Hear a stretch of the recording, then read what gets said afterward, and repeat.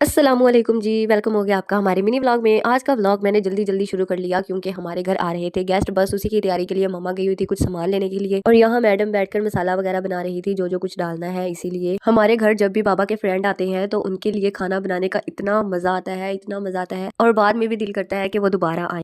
और यहाँ मम्मा जल्दबाजी में स्वीट डिश बना रही थी, क्योंकि स्वीट डिश बनाकर फिर उसको ठंडा भी तो करना है ना। और मैंने बनाने थे राइस, उसके लिए मैं मटर निकाल रही थी, और मम्मा ने यहाँ कस्टर्ड बना लिया था और उसको अब ठंडा कर रही थी। और मैं यहाँ साथ-साथ वीडियो भी बना रही थी और अपना काम भी कर रही थी, ये नहीं कि बस वीडियो ही बना रही थी। और यहाँ मैंने मम्मा से बादाम क्या माँग लिया, वो तो मुझसे लड़ने ही लगी। फिर मैंने काफ़ी मिन्नतें की कि प्लीज़ बस एक ही दे दो, कोई बात नहीं। फिर बड़ी मुश्किल से एक, वो भी दिया नहीं है, मैंने खुद ही उठाया यहाँ से। और आज की वीडियो बनाने का इतना मज़ा आ रहा था। और यहाँ मैंने अपने राइस का प्रोसीजर तो शुरू कर लिया था, साथ-साथ मेरी मम्मा भी चिकन बना रही थी। और मैंने मम्मा को बोला था कि देखते हैं कि सबसे ज़्यादा मज़े का कौन बनाता है, क्योंकि आजकल मैं ही ज़्यादा कुकिंग करती हूँ, मम्मा नहीं करती। तो मैंने मम्मा को चैलेंज दिया कि देखते हैं कि सबसे ज़्यादा मज़े का कौन बनाता है, क्योंकि घर में राइस सबसे ज़्यादा मैं ही बनाती हूँ। बनाती शौक से हूँ लेकिन खाती बहुत कम हूँ, हालाँकि पसंद बहुत ज़्यादा है। और यहाँ मेरे राइस का प्रोसीजर तो ख़त्म भी होने वाला था, और यहाँ मैं बैठकर वेट कर रही थी कि जल्दी-जल्दी से बस मेरा काम ख़त्म हो और मैं जल्दी से किचन से बाहर निकलूँ। और यहाँ मैडम ने भी आज ट्यूशन देना शुरू कर दी थी, इन दोनों के पेपर होने वाले हैं, और इसीलिए उन्होंने मैडम को बोला है आज के बाद हम मैथ का सब्जेक्ट आपके पास ही पढ़ेंगे। और यहाँ मेरी मम्मा ने तो जल्दी-जल्दी से ट्रॉली सजाना शुरू भी कर दिया, और मैं यहाँ साथ-साथ मैं और मैडम मिलकर रोटी बना रहे थे। और यहाँ मेरी मम्मा ने इतनी प्यारी ट्रॉली सजाई हुई थी।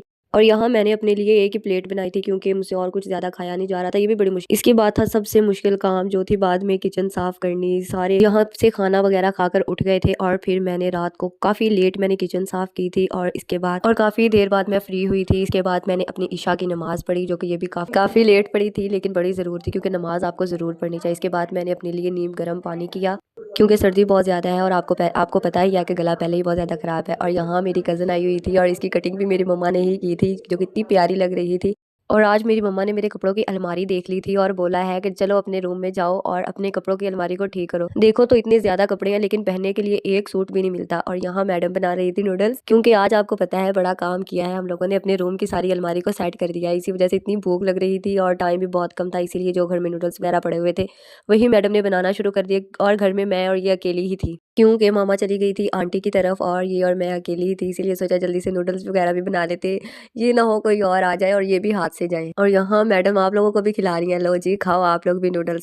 नूडल्स खाने के बाद यहाँ दिल कर रहा था चाय का, और यहाँ मैडम ने जल्दी से चाय भी बना ली। हम लोगों ने चाय भी पी, बहुत ही मज़ा आया चाय पीने का, क्योंकि इतनी सर्दी में जब आपको कोई चाय देता है ना तो मज़ा आ जाता है।